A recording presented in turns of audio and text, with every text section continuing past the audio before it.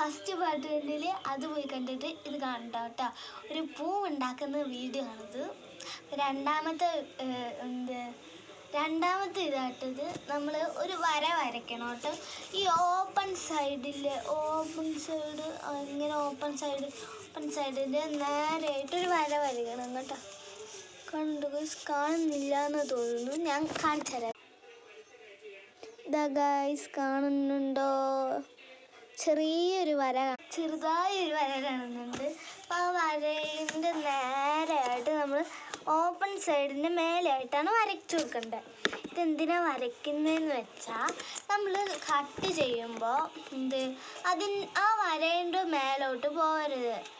നല്ല വൃത്തിക്ക് കട്ട് ചെയ്താൽ മാത്രമേ നമുക്ക് വൃത്തിക്ക് പൂ ഉണ്ടാക്കാൻ പറ്റുള്ളൂ. അതുകൊണ്ടാണ് കേട്ടോ ഇങ്ങനെ ചെയ്യുന്നത്. ഞാൻ ഒന്ന് കാണിച്ചു തരാം. അപ്പോൾ എനിക്ക് ഈ സൈഡാണ്, നിങ്ങളെ കാണിക്കാൻ മാത്രമാണ് ഞാൻ അപ്പുറത്തെ സൈഡിൽ കാണിച്ചത്. ഈ സൈഡിൽ നിന്ന് ഞാൻ ഒന്ന് കാണിച്ചു തരാം. കറക്റ്റ് പൊസിഷൻ വേണം. പൊസിഷൻ തെറ്റിയാൽ പോകും. എൻ്റെ തെറ്റി, അതുകൊണ്ട് കുഴപ്പമില്ലായിരിക്കും. അറിയത്തില്ല, കുഴപ്പമുണ്ടാവില്ല.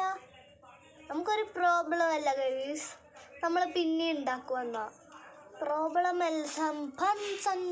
അങ്ങനെ വെട്ടിക്കൊടുക്കണം കേട്ടോ.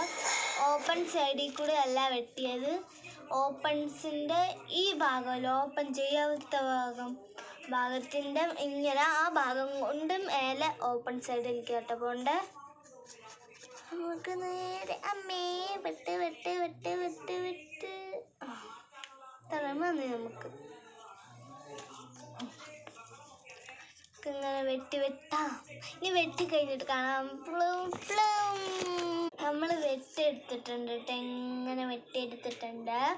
ഇനി അത് ആ ഓപ്പൺ സൈഡിൽ നിന്ന് അത് ഉള്ളിലേക്ക്, ഈ വര ഉള്ളിലേക്ക് ആക്കണം. അപ്പോൾ ഓപ്പൺ സൈഡ് നമുക്ക് തുറക്കുമ്പോൾ നമ്മുടെ ഇങ്ങനെ തുറക്കുമ്പോൾ ഇങ്ങനെ ഇരിക്കുന്നത് തിരിഞ്ഞ് ഇങ്ങനെ വന്ന് ഇങ്ങനെ വരുന്നില്ല. നമുക്ക് എന്തെങ്കിലും ഹെൽപ്പ് ചെയ്തേ പറ്റൂ. എന്ത് ചെയ്യാം, ആ ചെയ്യുന്ന സമയത്ത് കൂടെ നമുക്ക് കാണാം. ഇങ്ങോട്ട് മറയ്ക്കണം ഗൈസ്, മറയ്ക്കാൻ കിട്ടുന്നില്ല. നിങ്ങളൊന്ന് സൂക്ഷിക്കണേ. നിങ്ങളുടെ ആരെങ്കിലും കൂടെ ഹെൽപ്പ് ചോദിക്കണം, അല്ലാതെ പറ്റത്തില്ല. ഞാൻ ഹെൽപ്പ് ചോദിച്ചിട്ടാണ് ഉണ്ടാക്കുന്നത്. ഒരു ഇത് മടങ്ങിയാൽ പിന്നെ അത് മടങ്ങിപ്പോക്കും. അതുകൊണ്ട് പേടിക്കേണ്ട ആവശ്യമില്ല. പിന്നെ ഈ തേർഡ് പാർട്ടിൽ കാണാം. കഴിഞ്ഞാനായി ഗൈസ്, അതുകൊണ്ട് ഗൈസ് പറയുന്നത് തേർഡ്